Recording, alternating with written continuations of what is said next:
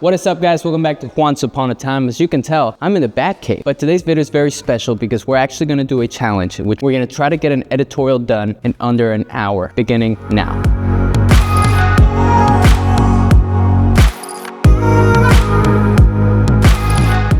So editorial photography usually takes a lot of planning beforehand. There's usually mood boards. There's a lot of people involved, not just two people. There's an outfit that has to be picked out. There's location that has to be picked out. Extras, lighting, you gotta figure out what the vibe is. There's a lot of things that go into it. And today, that's not the case. We're trying to do this all in 1 hour, and that means we have 1 hour in the studio, aka setting up, taking the stuff down, taking the photos, and obviously filming the video. So I'm gonna take you through the behind the scenes, what I'm thinking, some insights, and you'll get to see some of my shooting process as well as how I set things up. I'll introduce you to our model here in a second, but meanwhile, I'm gonna try to set up the backdrop. So the quickest way, in my opinion, to set up a backdrop, you get one of these C-stands that has the little knob and the thing, and it goes like that, and then you can lay it like this. You get two of them, and you get a really cool backdrop. First, you gotta fit it in the hole. There you go. So we gotta tighten it up like that. Now we have one side with the stick. Now we just need the other side. All right, so I went out of my way to find another one of these. This tripod or C-stand didn't come with the little knob head. You do it like so, lock it in place, put a stick through, like so, lock it into place. Now you might still be a little confused about how this is gonna work. We're gonna put the backdrop in, which goes like this, slide it out, and then you just find the other hole here, like so, boom, slide it in, and there you go. You got a makeshift backdrop. So we're gonna have to set it up pretty much to the ceiling here, which is not actually very tall. I'm not gigantic, it's just a very short ceiling. Now that's done, we get a little clip like this, boom, boom, boom. And then you just pinch one of the corners up here. That way it's not gonna drop on its own or break off even. All right, so now that the backdrop's almost done, we just bring it all the way up. The next step is to put some tape down there so that he doesn't trip on the jiggy-majiggy. What's poppin'? I look crazy right now, but you will see after this, we're gonna be shoot up. Can I curse? Yeah, you can.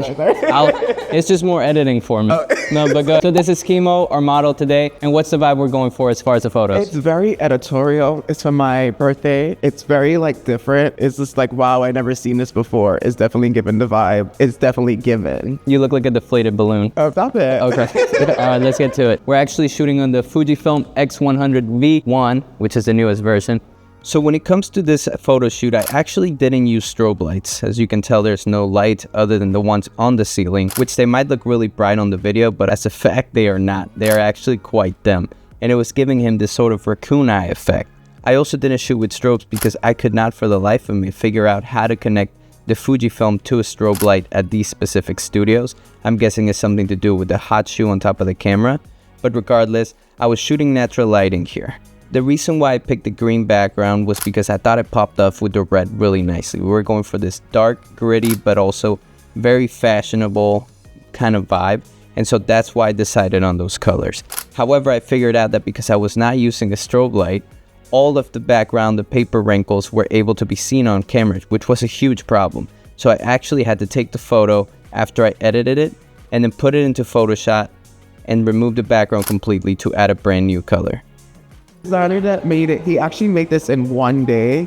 His name is Bada. He's in, if you need to find him, he has a shop on 37th Street in Fashion District. Yeah, he's super amazing, very talented, as you can see, to make this all in 1 day. Yes. It's incredible. One thing that I think makes editorial photos really editorial is that they're conveying a message or a emotion, right? So in this case, the emotion we wanted to showcase was the emotion of motion, which kind of rhymes, but it was really cool to see it actually be physically there because of the garment that he's wearing. You can actually see all the ripples and stuff. So you got to be able to try new things with your model and be able to showcase what that emotion is, whether it is sadness, whether it is dread, whether it is happiness. It can be whatever you want it to be, but you want to convey an emotion here.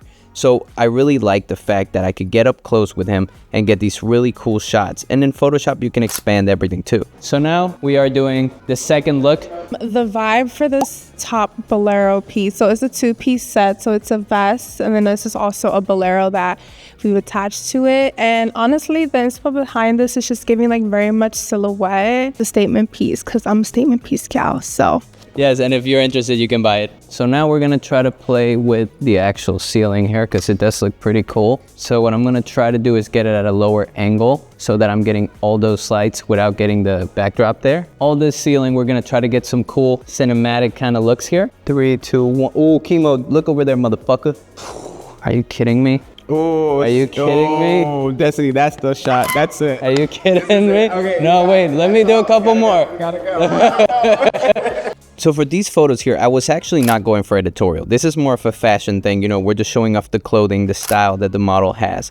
And I also wanted to show the background because I don't know if you've ever seen the Christopher Nolan Batman movies, but when Batman goes into the Bat caves, they look exactly like this. So I was really excited to show that. But regardless, another quick tip I have for you is always tell the model how they should face you because they don't know what the camera is showing. So when you tell them, hey, the sunglasses hit the lighting better in this direction, you should maybe try this, then you're more likely to get a photo that you actually quite like. And then, like I said, never be afraid to try different angles here.